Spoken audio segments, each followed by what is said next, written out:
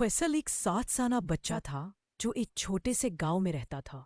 وہ کمزور جسم کا، تھوڑا سا شرمیلا اور اکثر دوسرے بچوں سے پیچھے رہتا تھا۔ اس کے کپڑے کبھی نئے نہ ہوتے، لیکن دل بالکل صاف تھا۔ اسکول میں جب بھی دوڑ کا مقابلہ ہوتا یا تقریری دن آتا، وہ پیچھے ہو جاتا۔ اکثر دل میں سوچتا، میں کچھ نہیں کر سکتا، میں بہت کمزور ہوں۔ لیکن اس کے ابو ایک بات ہمیشہ کہتے تھے، فیصل، اللہ تمہارا جسم نہیں، تمہارا نیت دیکھتا ہے۔ نبی پاک صلی اللہ علیہ وسلم نے فرمایا کہ اللہ تعالیٰ تمہارے دل اور عمل کو دیکھتا ہے، تمہاری شکل کو نہیں۔ ایک دن اسکول میں اعلان ہوا کہ ہفتہ قرآن اور سنت منایا جائے گا، اور جس بچے نے سب سے زیادہ سنتوں پر عمل کیا اسے انعام دیا جائے گا۔ سب بچے جوش میں آ گئے، کسی نے نئے کپڑے پہنے، کسی نے خوبصورت دعائیں یاد کی۔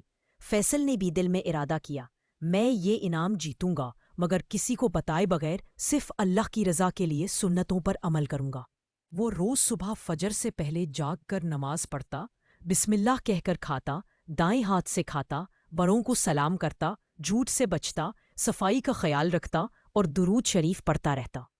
وہ خاموشی سے ہر سنت پر عمل کرتا رہا، کسی کو دکھاوے کے بغیر۔ ہفتہ ختم ہوا اور اسکول کے پرنسپل نے حیرت سے کہا، ہم نے تمام بچوں کا جائزہ لیا، مگر ایک بچہ ایسا ہے جس نے ہر کام خاموشی، اخلاص اور ایمانداری سے کیا، اور وہ ہے فیصل۔ پورا اسکول حیران رہ گیا۔ فیصل کی آنکھوں میں خوشی کے آنسو تھے، پر اس نے کہا، میں نے یہ انعام صرف اللہ کو خوش کرنے کے لیے چاہا تھا، نہ کہ تالیاں سننے کے لیے۔